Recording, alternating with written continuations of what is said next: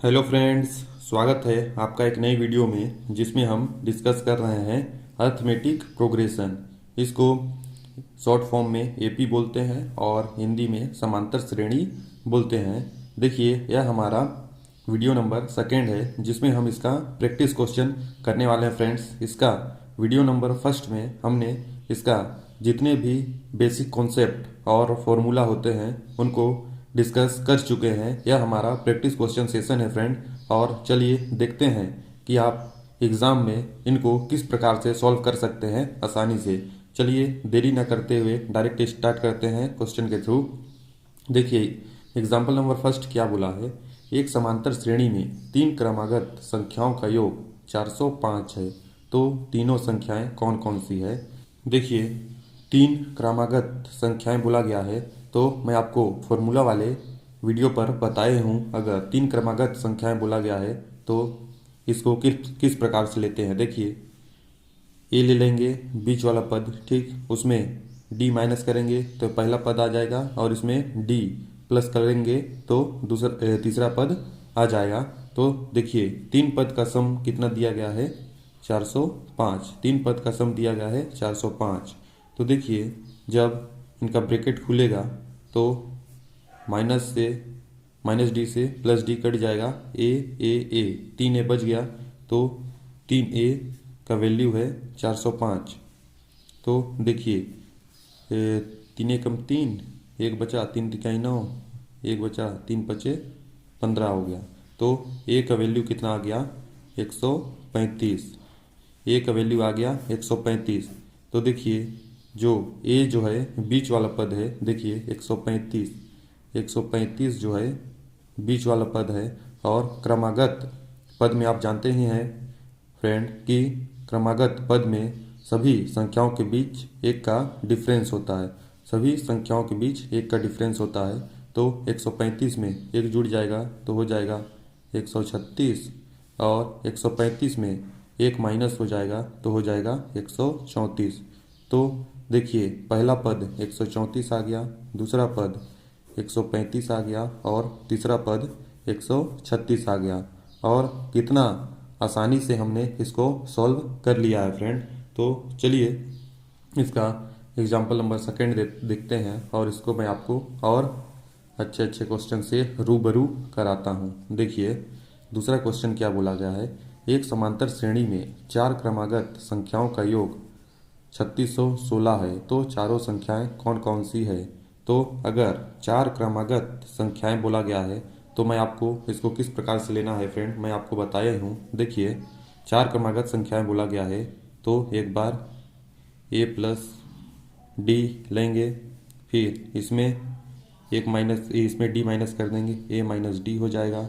और फिर इसमें ए प्लस 3D ले लेंगे और इसको ही माइनस कर देंगे, ए माइनस 3D हो जाएगा, ए माइनस 3D हो जाएगा। देखिए, तो पहला पद ए माइनस 3D हो गया, दूसरा पद ए माइनस डी हो गया, तीसरा पद ए प्लस डी हो गया, चौथा पद ए प्लस 3D हो गया।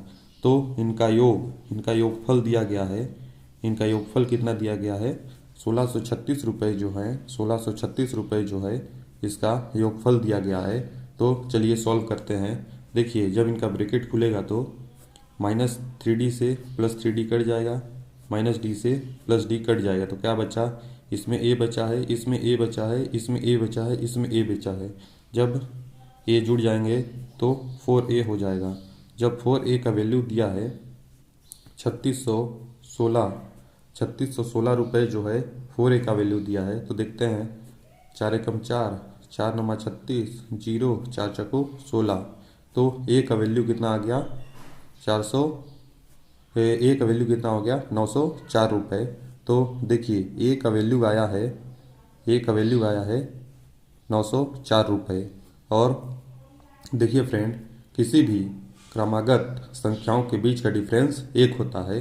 तो देखिए, ए का वैल्यू तो आया है 904, बट इसमें ए का वैल्यू नहीं पूछा गया है। इसमें ए प्लस डी, ए प्लस 3D, ए माइनस डी और ए माइनस 3D का वैल्यू पूछा गया है।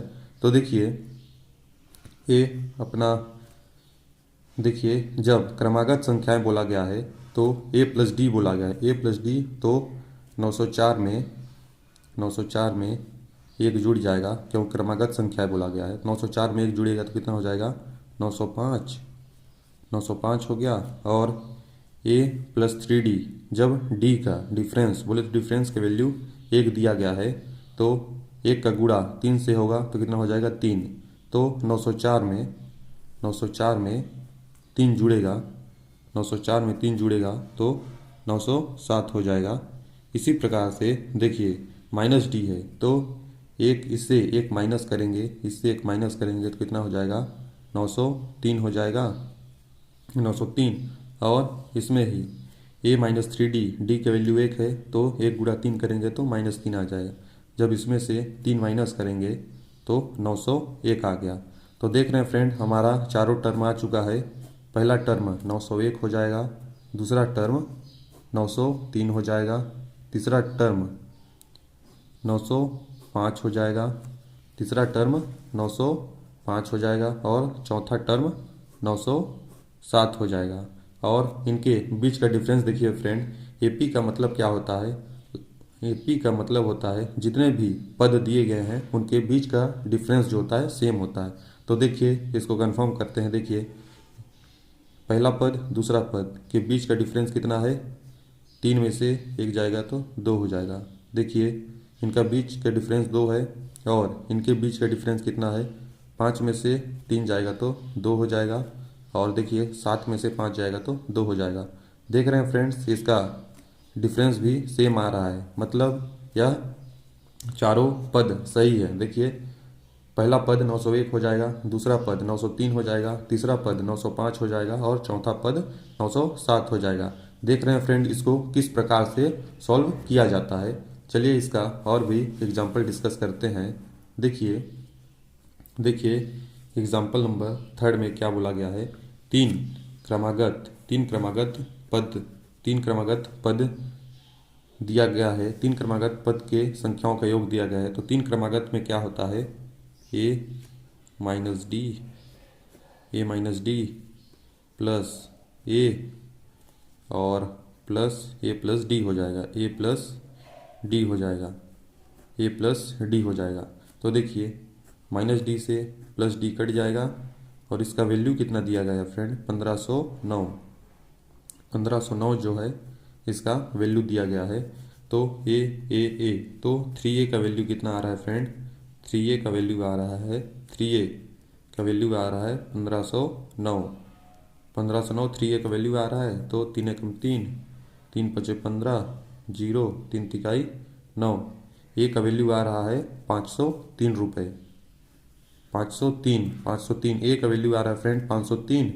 तो देखिए 503 जो है ए का वैल्यू आ गया, 503 ए का वैल्यू आ गया। जब इसमें से देखिए ए का वैल्यू 503 आ गया और क्रमागत संख्याओं के बीच का डिफरेंस 1 होता है तो 503 में 1 माइनस करेंगे तो 502 आ जाएगा, 502 आ जाएगा। और इसमें 503 में प्लस 1 करेंगे तो 504 आ जाएगा। तो देख रहे हैं फ्रेंड जब क्रमागत संख्याओं का सम दिया गया है और क्रमागत संख्याएं पूछा गया है तो उसको किस प्रकार से निकाल सकते हैं, बहुत ही आसानी से। चलिए इसका और भी एग्जांपल डिस्कस करते हैं। देखिए क्वेश्चन नंबर 4 में क्या बोला गया है, एक पद दिया गया है, इसका 10वां पद ज्ञात करना है। देखिए 12 7 19, 19 7 26, 26 7 33। दो लगातार संख्याओं के बीच का डिफरेंस सेम है, मतलब यह एपी में है फ्रेंड्स, एपी मतलब अर्थमेटिक प्रोग्रेशन में है। तो इसका 10वां पद किस प्रकार से निकालते हैं, तो 10वां पद T10, 10वां पद निकालना है तो मैं इसका फॉर्मूला आपको क्या बताया था friend, a plus n-1 into d हो जाएगा। डी फॉर डिफरेंस हो जाएगा फ्रेंड और इनका डिफरेंस साथ दिया है। और ए फॉर होता है फ्रेंड्स पहला पद, तो पहला पद कितना है 12, a प्लस nवां पद 10 है, n का वैल्यू 10 है, 10 - 1 करेंगे तो 9 हो जाएगा। 9 गुणित डिफरेंस कितना है 7 का, तो इसका हो जाएगा 7 नम 63, इसका वैल्यू हो जाएगा 7 नम 63, 63 इनको जोड़ेंगे, 63 प्लस 12 कितना हो जाएगा 75। तो इसका 10वां पद आ रहा है फ्रेंड 75। तो और भी चलिए इसका एग्जाम्पल डिस्कस करते हैं। देखिए इसमें क्या बोला गया है, 3 में 5 जोड़ेंगे तो 8 हो जाएगा, 8 में 5 जोड़ेंगे तो 13 हो जाएगा, 13 में 5 जोड़ेंगे तो 18 हो जाएगा, 18 में 5 जोड़ेंगे तो 23 हो जाएगा। देखिए डिफरेंस सेम बता रहा है, दो लगातार पद के बीच का डिफरेंस सेम है, तो यह एपी में है। और इसका 50वां पद ज्ञात करना है, इसका 50वां पद ज्ञात करना है कि कितना होगा। तो इसका टी फिफ्टी तो मैं आपको बताया हूँ फ्रेंड, इसका फॉर्मूला क्या होता है, a plus n minus one, a plus n minus one into d हो जाता है, a plus n minus one into d हो जाएगा। टी50 बराबर फर्स्ट टर्म कितना है 3 plus n minus one 50, n का वैल्यू 50 है, 50 में एक जाएगा तो कितना हो जाएगा 49 इंटू डिफरेंस कितना का है फ्रेंड 5 का, तो 5 का डिफरेंस हो गया। जब इसका गुणा करेंगे तो कितना आएगा 5 25 250। देखिए इसका गुणा करेंगे तो 245 आ जाएगा, 245 इसका गुणा करेंगे 245 हो जाएगा। तो इसका तो देखिए टी50 कितना आ रहा है, टी50 बराबर हो जाएगा 245 245 245 प्लस 3, तो टी50 का वैल्यू कितना आ रहा है 248। देख रहे हैं फ्रेंड्स एनवा पद किस प्रकार से निकाल सकते हैं आसानी से। और चलिए इसका और एग्जाम्पल डिस्कस करते हैं। देखिए और एग्जाम्पल क्या बोला गया है, क्या बोला गया है इस एग्जाम्पल में, क्या बोला गया है देखिए 7 12 17 22 के 10 पदों तक का योगफल ज्ञात करना है फ्रेंड। इसमें 10 पदों तक का योगफल ज्ञात करना है। देखिए 7 5 12 होता है, 12 5 17 होता है, 17 5 22 होता है। इसमें 10 पदों तक का योगफल, 10 पदों तक का योगफल ज्ञात करना है फ्रेंड। तो इसमें योगफल में मैं आपको क्या बताया था, इसका इसका इसका जो फॉर्मूला होता है वो क्या होता है, देखिए एस एन बराबर होता है N by two, S n बराबर होता है एन बाई टू, 2a plus n minus one, 2a plus n minus one into d होता है